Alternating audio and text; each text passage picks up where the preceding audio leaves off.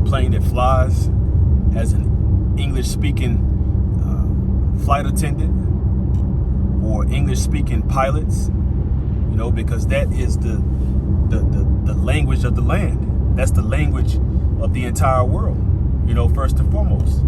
The USD, that's the money of the world. And whose money is that? Esau Edom's. You know, whose faces are on that money? You know, he has the fatness of the earth in his hand, you know, and he has the entire planet Earth in his hand. So, with that judgment that's coming, it's going to be a very heavy judgment, and it's well deserved. You know, on how Esau has bamboozled these other nations, have been bamboozled the people of his own nation, you know, and used a slick tongue and sly words to gain the heart of the people, you know, but in wickedness and evil, mischief. And just as Esau Edom can never forget 9/11, the Heavenly Father will never forget what he did unto the North American Indians.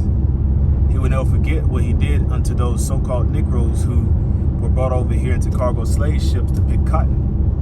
He will never forget what he did to Rosewood. He will never forget what he did during the Panama Deception. He will never forget what he did with the Cuban Missile Crisis and the embargo, to where those people are living in today's time, yet living in the time of the 50s and 60s. Technologically speaking, motor vehically speaking, home-wise speaking, electronically speaking.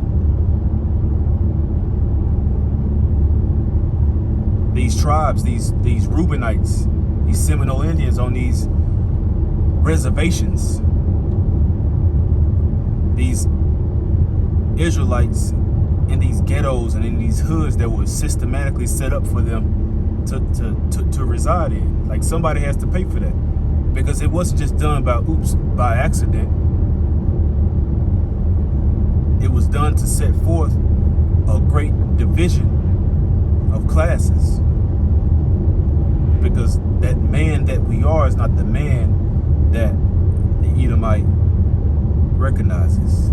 He doesn't recognize a man. He doesn't recognize you as something of the same sort as he is.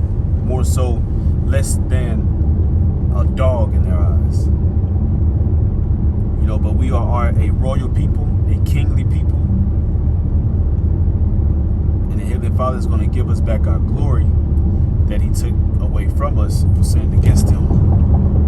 So as we no longer trespass against him and come closer and closer and closer and closer unto him, he will begin to sup with us, reside with us, and ultimately place his laws, statutes, and commandments in our inward parts.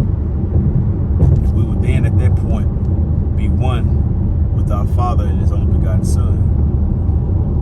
Until next time, I say shalom.